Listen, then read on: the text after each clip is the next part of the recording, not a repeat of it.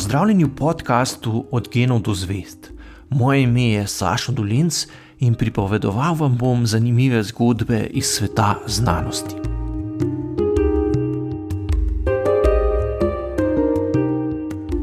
Kmalu po drugi svetovni vojni si je matematik Ernst Gabor Strauss zastavil zanimivo vprašanje, ki se ga je prijelo ime problem osvetlitve. Zamislil si je, da bi stene sobe premazal s posebno srebrno barvo, tako da bi bile videti kot ogledala. Zanimalo ga je, ali lahko z enim samim točkastim svetilom, katerega žarki se odbijajo od sten, razsvetli vse predele sobe katerekoli oblike.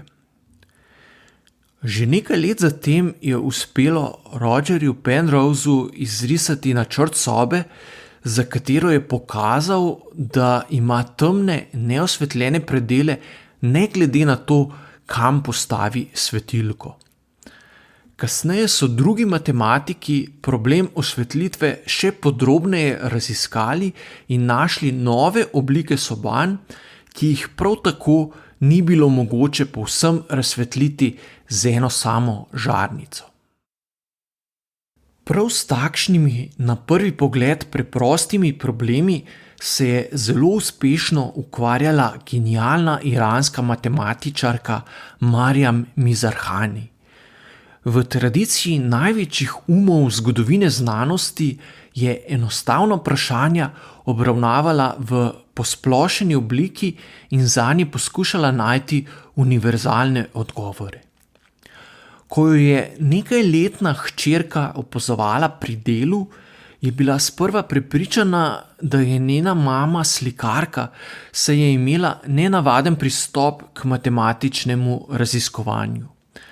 Kar po tleh je razprostrla velike pole papirja, na katere si je skicirala geometrijske oblike, enačbe in komentarje.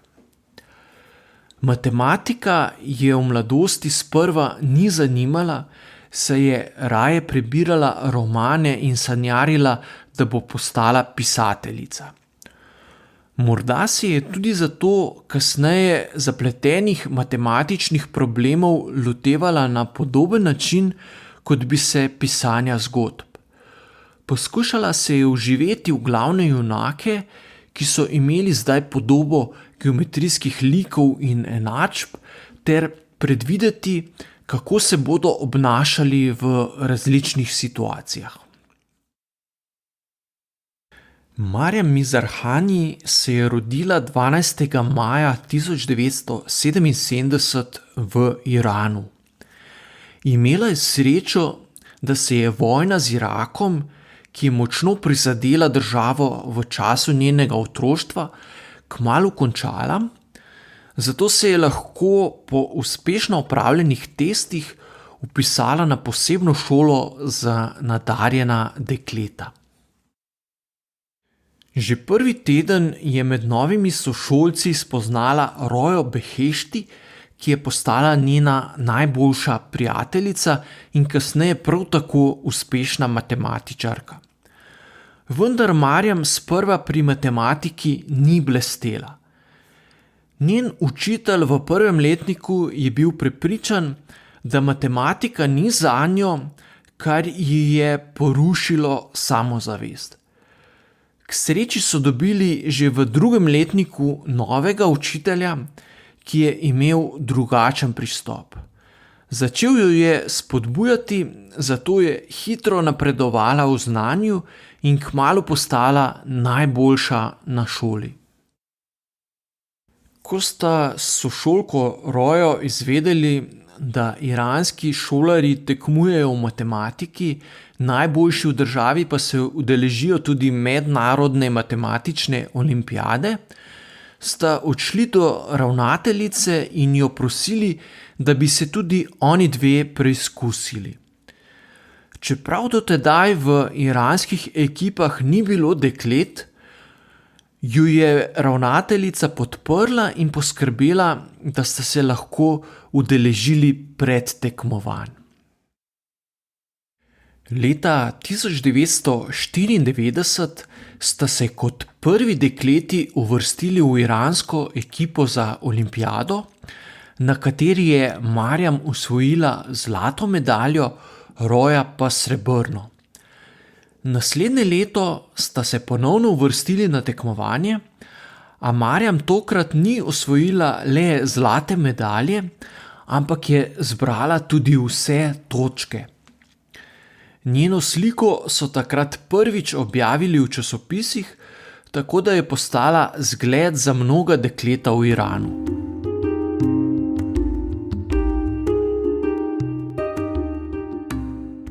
Marjam je izstopala tudi kasneje med študijem na univerzi Šarif v Teheranu. Profesor matematike je nekoč študentom zastavil nalogo, za katero jim naprej ni povedal, da zanjo še nihče ne pozna rešitve. Marjam mu je že čez nekaj dni prinesla rešitev, ki jo je nato tudi objavila v matematični reviji. Med študijem na univerzi je prišlo tudi do velike tragedije, saj je voznik avtobusa ob vrnitvi srečanja za udeležence matematičnih tekmovanj zaradi dežja ponoči zapeljal s ceste v reko. Roja in Marjam sta imeli srečo, kar 7 njunih sošolcev pa je v nesreči umrlo. Osvojitev zlate medalje na matematični olimpijadi seveda še ne pomeni, da bo uspešen tekmovalec hkrati tudi uspešen raziskovalec. Naloge na tekmovanjih so vnaprej dobro premišljene, v resničnem svetu pa nikoli ne veš, ali problem, ki ga raziskuješ, sploh ima kako rešitev. Raziskovalec mora imeti zato še druge sposobnosti, ne le zmožnost hitrega reševanja nalog. Marjam te raziskovalne žilice nikakor ni primanjkovalo. Po zaključku študija v Iranu sta z Rojo odšli na doktorski študij v ZDA. Marjam je obiskovala predavanja na Harvardu, Roja pa na MIT, tako da sta se še vedno lahko veliko družili. Marjam je že kmalu začela obiskovati seminar matematika Curtisa Macmillana, kjer sprva skoraj ničesar ni razumela, a je vseeno z zanimanjem poslušala in si delala zapiske v perzijščini. V doktoratu se je lotila preučevanja lastnosti ravnih krivulj na ukrivljenih površinah. Na ravni ploskvi je črta, ki jo za seboj pusti mravlja, ki lahko hodi le povsem naravnost, ravna črta. Če postavimo to isto mravljo na kroglo, bo opravila velik krog in se vrnila na izhodiščno mesto. Marjam je zanimalo, kako pogoste so take zaključene krivulje, ki jih za seboj pusti takšna mravlja na bolj nenavadnih površinah, kot so denimo večkratni torusi ali preprosteje rečeno krofi z luknjami. Za njen doktorat, ki ga je zagovarjala leta 2004, pravijo, da ima več vsebine, kot jo ustvari povprečen matematik v celem življenju. Poleg novih enačb, ki opisujejo pogostost sklenjenih ravnih krivulj na različnih ukrivljenih površinah, je na nov način dokazala tudi izrek, ki je pomemben za fizikalno teorijo strun, iznašel pa ga je fizik Edward Witten.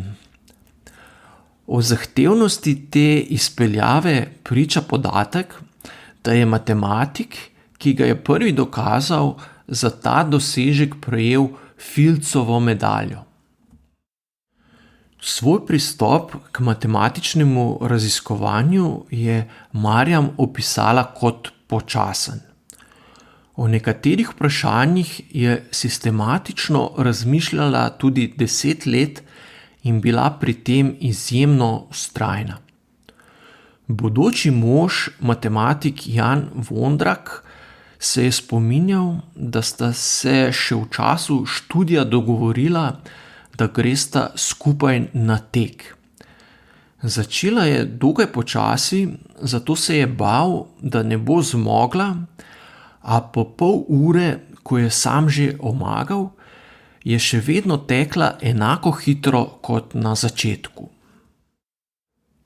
Po doktoratu se je poročila in odšla za 4 leta najprej na Univerzo Princeton, nato pa sta se z možem preselila v Kalifornijo, kjer je leta 2008 postala profesorica na Univerzi Stanford. Sodelavci je še naprej vneto raziskovala in prišla do več odmevnih in presenetljivih matematičnih dognanj. Njeni dosežki se niso izkazali kot zelo pomembni le za matematiko, ampak tudi za fiziko in celo razumevanje nekaterih vidikov kozmologije ter teorije velikega poka.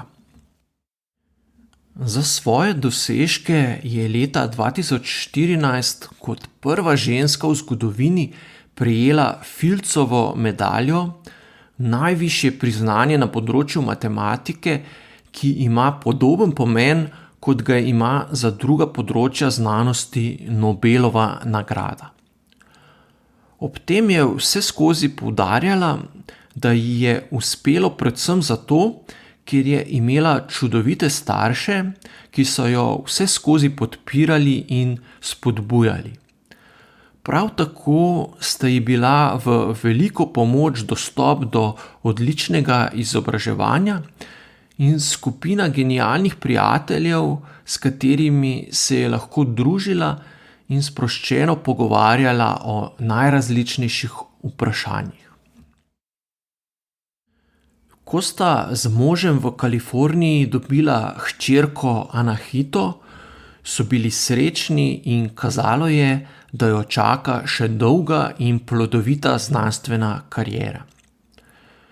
Vendar je leta 2013, le nekaj mesecev pred hčerkinim 2. rojstnim dnem, izvedela, da je zbolela za rakom dojke. Več let se je zdravila, vendar ji raka kljub operacijam in kemoterapiji ni uspelo premagati. Stara komaj 40 let je umrla 14. junija 2017. Iranski predsednik Hasan Rohani je ob njeni smrti zavestno prekršil sicer strogo pravilo, da fotografij žensk brez zakrite glave v državi ni dovoljeno javno objavljati. Predtem so se namreč v iranskih časopisih trudili, da so na njeno glavo s pomočjo računalnika naknadno dodali ruto ali pa so objavili kako starejšo sliko iz časov šolanja na domači univerzi. Marjam Mizrahani je tako postala ena redkih žensk v Iranu, katere sliko lahko mediji brez težav objavijo tudi brez zakritih las. Njen rojstni dan, 12. maj, pa so na pobudo Iranskega društva matematikov razglasili za Mednarodni dan žensk v matematiki. To je bil podcast Od genov do zvezd. Moje ime je Sašo Dolenc in z novo zgodbo se vam oglasim že kmalu.